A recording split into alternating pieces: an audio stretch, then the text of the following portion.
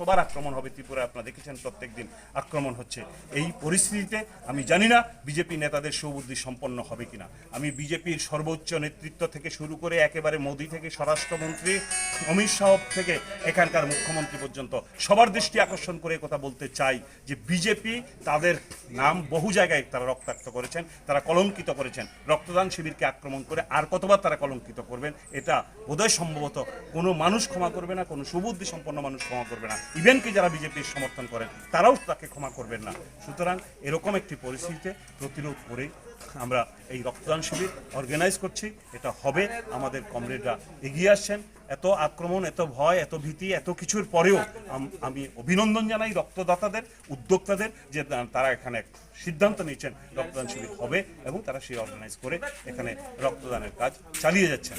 আমি আপনাদের মাধ্যমে গোটা রাজ্যবাসীর কাছে এই বার্তা দিতে চাই যে রক্তদান শিবির আক্রমণের মধ্যে দিয়ে, আমার বাড়ি আক্রমণের মধ্যে দিয়ে পুলিশকে আমরা আগাম জানিয়েছিলাম যে এখানে আমরা রক্তদান শিবির অর্গানাইজ করছি, কিন্তু সকাল থেকে কিছু ছেলে জড়ো হচ্ছে বিজেপির, মনে হচ্ছে এটা অ্যাটাক হতে পারে। পুলিশ আগাম জানার পরেও পুলিশ সেখানে ব্যবস্থা নিতে ব্যর্থ হয়েছে।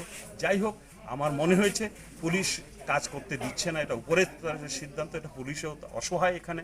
সেই জায়গায় দাঁড়িয়ে আপনাদের কাছে অনুরোধ করব, রাজ্যের মানুষ এগিয়ে আসুন এই ধরনের সামাজিক কাজে, মানুষকে বাঁচানোর কাজে, মুমূর্ষু রোগীদের বাঁচানোর কাজে মানুষ যেন এগিয়ে এসে ভূমিকা নেয়। তবেই আমি মনে করি বিজেপি দুর্বৃত্তরা এই রাজ্য থেকে পড়বে এবং বিজেপির পরাজয় আসন্ন, বিজেপি রাজ্যে থাকবে না, এটা প্রায় নিশ্চিত হয়ে যাওয়ায় এটা এখন তারা মরণ কামড় হিসাবে তারা শেষ যুদ্ধ করতে চাইছে। আমি বলছি বিজেপির নেতৃত্ব এখন পর্যন্ত 4-5 জন যারা রাজ্যের নেতা, জেলার নেতা, এই রক্তদান শিবির আমরা যারা করতে চাইছিলাম মুমূর্ষু রুগীকে বাঁচাতে, তারা সেই মুমূর্ষু রুগীকেও বাঁচতে দেবে না। আমরা দেখলাম যে এখানে সমাজ বিরোধীদের জড়ো করেছে এবং সেই সমাজ বিরোধীদের নেতা হিসেবে এখানে আমরা দেখলাম যে অশেষ বৌদ্ধ সে সেখানে এসে উপস্থিত হয়েছে এবং এই বাড়ি আক্রমণ থেকে শুরু করে সমস্ত ঘটনায় আমরা দেখেছি কিছু সমাজ বিরোধীকে জড়ো করে এখানে আক্রমণের নেতৃত্ব দিয়েছে। ফলে আমরা মনে করি তারা সত্যি সত্যি জনবিচ্ছিন্ন, মানে জনবিচ্ছিন্নতা কোথায় পৌঁছলে পরে একটি রক্তদান শিবিরকে আক্রমণ করে, এইভাবে বাড়িঘর ভাঙচুর করে এবং সবচেয়ে বড় কথা হচ্ছে যারা রক্ত সংগ্রহ করতেছে তাদের উপর আক্রমণ নেমে আসে।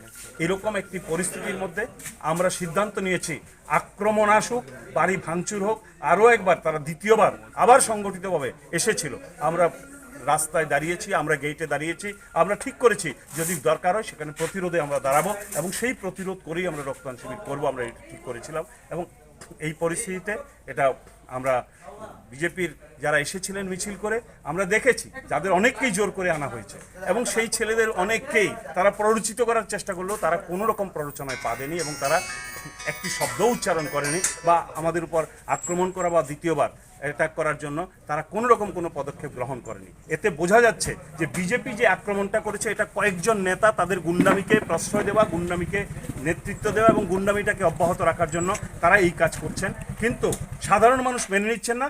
এমনকি বিজেপি সমর্থক এবং যারা আজকের মিছিলে এসেছিলেন তাদেরও একটা অংশ একে সমর্থন করছে না, এটা পরিষ্কার হয়ে গেছে এই ঘটনার মধ্যে দিয়ে। সুতরাং এরকম একটি পরিস্থিতির মধ্যে আমরা মনে করছি গোটা রাজ্য জুড়ে বদল চাইছেন মানুষ, বিজেপির বদল চাইছেন। যারা রক্তদান শিবিরে আক্রমণ করেছে আজকে আমরা আবার এটা আপনাদের কাছে বলবো যে গোটা দেশ, আমরা বিশ্ব রক্তদাতা সংস্থাগুলো আছে, আমাদের দেশের রক্তদাতা